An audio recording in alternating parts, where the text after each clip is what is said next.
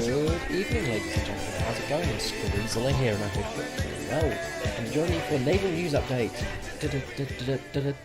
Boom. Yeah, I'll think of a jingle at some stage. If I continue doing these, I don't know. Maybe.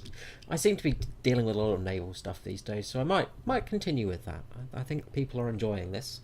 So, naval update has come. So, update 3110. Sorry, server update on the 31st of 10th, 2018. In naval realistic battles, the score earned in a battle has been increased. It will lead on average to a 10% increase in battle activity following the results of the battle. I'll talk about that in a moment. The main thing I just want to talk about is changes in naval vessel items. So the PR206, I think it is, PR206, where am I? 206, 206, 206, there we go. The PR206 and 206M, I think. Anyway, they've had the, where am I? Low caliber machine guns has been deleted. Experience will be given for those. So they no longer have any low caliber machine guns on board. So yeah, so I think they had like a smaller machine gun maybe at some stage. I'm not too sure, but yeah, they said that it's been removed. You will be refunded your experience. So let's just hop in a battle. Maybe. The requirement for the amount of respawn points required to select aircraft in naval battles and their accrual for player actions has been changed. The amount of respawn score at the start of the battle has been changed from 3,000 to 450. The amount respawn score required to select any aircraft has been changed from 3,600 to 650. The amount of respawn score required for a secondary flyout with an aircraft of the same type, fighter or attacker, blah blah blah blah, has been changed from 3,600 to 1,300. Let's just have an awful match in the MPK. I'll talk about this in a moment. Be a bit extra. Wait, no, not that one. What am I doing? PR159, that's the one I wanted. So, basically, planes are now cheaper, so you can get in them much quicker. So, expect more planes early game. Yay, that's what we all wanted, isn't it? Everybody wanted to see more planes in the game, didn't they? I'm sure you did. Weren't you all complaining that there weren't enough planes in the matches? Anyway, the respawn score earned for actions in battle has been reduced by half in arcade battles and by 1.7 times in realistic battles. So now it's going to be harder to get RP, respawn points. So you're not going to get quite as much score now. And I think we can just see that witnessed here. This guy has gotten a kill and only got like about 160 points for it. So yeah, that's not a great thing to have happen. We'll see if that affects other things later on. Bugs fixed even. The MPK PR12, there's a lot of Russian ships that have been repaired, by the way. 122A, the traverse speed of the main caliber turret has been fixed. The SKR PR159, a bug where target capture did not occur in realistic battles, has been fixed. So basically what was happening is, I think it was locking on was not working for this ship. Hopefully it is working now because it was a real pain in the arse. MTB1 first series, the amount of ammunition has been doubled. PR206 GDR, displacement value in the ship card has been fixed. PR206 GDR, extra modification, low caliber machine guns has been deleted, experience will be blah. The hull material for the Schnell boat has been changed from structural steel to wood, and this is something that will actually change the performance of the ship. The Schnell boat was quite tough to take out and quite a tanky little boat because it was being classified as structural steel, not wood, and that was causing things like MG rounds and things like that to cause less damage to the ship. So with that changed, hopefully it will mean that the Schnellboats are less tanky now. Of course, it doesn't really help against things like the flak barges. And we're still just sailing into battle here. Yeah, I'll talk about this in a moment, as I said. It's coming, don't worry. The shooting of the side depth charge launchers of the Fletcher has been fixed. So there was an issue with the Fletcher firing off its side depth charges. Now, there was one other thing that I had to say. Oh yes, changes in the naval vessel's damage models. And again, this is another one that's going to be quite interesting. Crew has been removed from the ship's radio position, located inside the ship's hull, as the ship was not sunk previously when it was completely destroyed, aka turned black. Where the crew manning the ship's radio located in the superstructure remains. So we've still got that spot of the radio room, so you can see the radio room just in the front there of the boat. The front section of the ship is the radio room, but we don't have any crew in there. What was happening basically is, especially some of the smaller boats, some of the PT boats and stuff, you would turn them completely black and they wouldn't die because you still had crew in the radio room. It was really frustrating and completely destroyed any chance you had of killing these boats, and sometimes you would die because you were unable to take them out, and just it was very frustrating. Anyway. What was I? Survivability of pumps, ship's engines and rudders have been replaced. Now they are easier to damage with explosion or secondary fragmentation. And the radius operation of radio fuses has been increased in accordance with their specifications. So, the big thing there is, 1, the Schnellboat change, 2, the crew change, so the radio room change, but 3, the survivability of pumps, engines and all that jazz. And what that means in short is basically just fire off a few rounds there just in case. Might hit a boat, sorry, might hit a plane. Doubt it though. What this means now is you're going to get more damage to things like your rudder and your engine and all that stuff, and that's really going to affect some players, and especially it's going to affect stock boats. The stock syndrome for ships is going to be much worse now, and that's going to be very, very frustrating for a lot of players.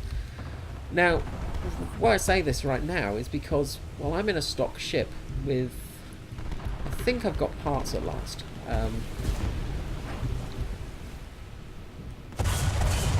But I don't have fire prevention equipment. Okay, we've got a ship just there. 2 ships. We've got a few ships just there. Actually, they're dead ships. Okay. Got a nasty just there. So we'll just destroy that really quickly. And there's a Schnellboat. This is what I wanted to test out, actually. Is how quickly we kill this. Very quickly now. Schnellboats go down very fast. But things like your rudders and your engines are going to get damaged much quicker now, and that's going to really, really hurt people in the stock grind, because, well, you're going to get damaged very quickly, especially in destroyer matches. You tend to find, you know, you're firing at long distances. We've got a destroyer over the top there, and you always tend to die from fires or because you lack parts. And it's so common at this this sort of level, especially when you've got a brand new ship. It's dead. That LS should be dead very shortly if we get a hit on it. You can actually see where I'm firing. No, it's already dead. Okay. Everything's already dead. Okay. And we've got over there, we've got something that's going to die very quickly there. But, you know, on stock boats, it's going to be absolutely horrendous to get anything done, because, you know, like, for instance, this guy, if he's stock, he's got no repair, he's got nothing like that, and he's going to get just schwacked so quickly. It's very frustrating when you're trying to play and you're trying to grind a boat. You will have some games where you actually get some decent scores, But even so, you know, we're not getting a huge amount of scoring right now because they've changed the scoring system. Scorings don't matter that much. Got a lot of planes up. That's not good for us because we don't have any real anti-aircraft defence.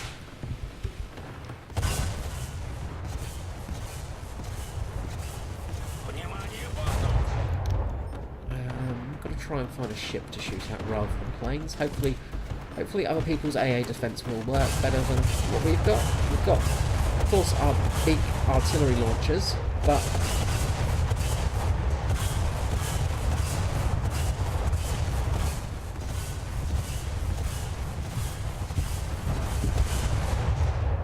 he's going down, hopefully. Alright. Oh, Jesus Christ, there's some rockets from a, of course, they're just there. A lot of planes up right now. A lot of planes.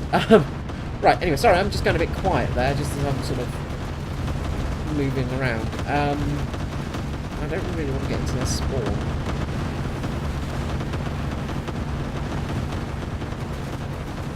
We'll try and turn around a bit. We'll get the Corsair coming in a second. Anyway, yeah, what I was saying was parts and stuff like that are just nigh impossible to grind. When you're in these boats, and you know, especially this map was not too bad. Whatever this one is, the North Port even, is not too bad because you've got lots of cover, so you can actually get in to the fight when you're in a larger boat, like this frigate here. Is it a frigate or is it a what would we class this as? Try not to run ashore as well by backing up. I'm not sure if we class this as a corvette or frigate, but yeah, basically the smaller ship. I'm just expecting to get absolutely hammered by something as I'm trying to do the right thing, but unfortunately I've come in a bit too close to this this area, and I kind of snookered myself now. Oh, come on. Keep turning. Just keep turning. It'll be fine. Yeah, we'll go forwards now. Yeah, as I was saying, basically, you know, you're pretty much stuck with not being able to grind anything in this type of boat because you can't do anything in battles to effectively get the bits you need. Oh, hello. Oh, hi there. You know, your guns will get destroyed by cruisers, by destroyers even, quite easily. Just an assist for that after I turned everything black. You know, there is this really sort of weird system where it doesn't work properly for rewards as well. You don't get the kills, you tend to get assists more than kills and stuff like that, and that's still not being fixed. But as I was saying, you know, bits of the boat, like the fact that your rudders and stuff are going to get damaged quicker. And we're not aground, are we? We're not aground. We're not touching anything. We've not run aground. Our ship is not even touching that. We should be moving forwards. Well, it looks like we're just going to sit here for a while. And the chat bug is still not fixed as well, so that's fun. But yeah, it's basically going to hurt people who are grinding ships now. And it's really going to affect cruiser players. People that have got their cruiser, because if you don't have parts and you get hit at long range, you could get your engine knocked out pretty much the first moments of battle, and you're just going to be sort of stuck there, just lurking, unable to do anything to affect the battle, and it really sucks. You know, it's a real big shame, and you know, it's not a good move to make those things easier to damage without base repairs. And that's still a big issue for Naval, is there's no repair and there's no fire prevention for ships as stock. And as we've said many times, it's not like tanks where you can survive in a stock tank. You can easily survive a game in a stock tank without any trouble. Now, I've survived a battle in this without getting hit, pretty much, so that's fine. But this is the first time I've actually managed to do anything in battle with this boat, because every match I get hit at long range by a cruiser or a destroyer, and I get... Apparently I ran aground there. You get taken out of the battle at the start, and you can't do anything to effectively... Well, you can't effectively do anything. And it's frustrating. You know, it really is frustrating. And it drives you crazy. And will we get anything nice? Ooh, okay, some backups. Backups for planes, tanks, and that's it. Not for boats. Gaijin, you bloody idiots. Anyway, so now at least we've unlocked the fire prevention equipment. Honestly, that's not great reward. Like, you know, it wasn't a great battle, but 3 kills, 2 assists, and 1 capture point for just 2,000... Well, just 3,000 research points towards our next ship. Again, the research points for ships still feels very wonky. You can get, like... There are players that get 10 kills in these matches. But when you're playing destroyers, you don't tend to get that many kills unless you go into an area with PT boats like I did. The other thing as well I just want to point out is the reward here as well. The Lion reward is still pitiful. We're in a rank 3 vehicle now. So this vehicle costs... I can't remember how much it costs. I think it's like 100,000 lions or something stupid like that. The France, for instance, 190,000 lions it costs to buy. On average, you're going to be making about 9 to 10,000 lions a game, and that's if you win. And... you know, you do well. So, you're going to be needing... What? 10... 19 battles. Yeah, sorry, my brain was just dead there for a second. Maths is not my strong point. But you're going to need about 20 battles to get enough lions for the destroyer, the France. And... it's frustrating because trying to actually make money in Naval is nigh impossible. You're actually better off taking out a bloody brain.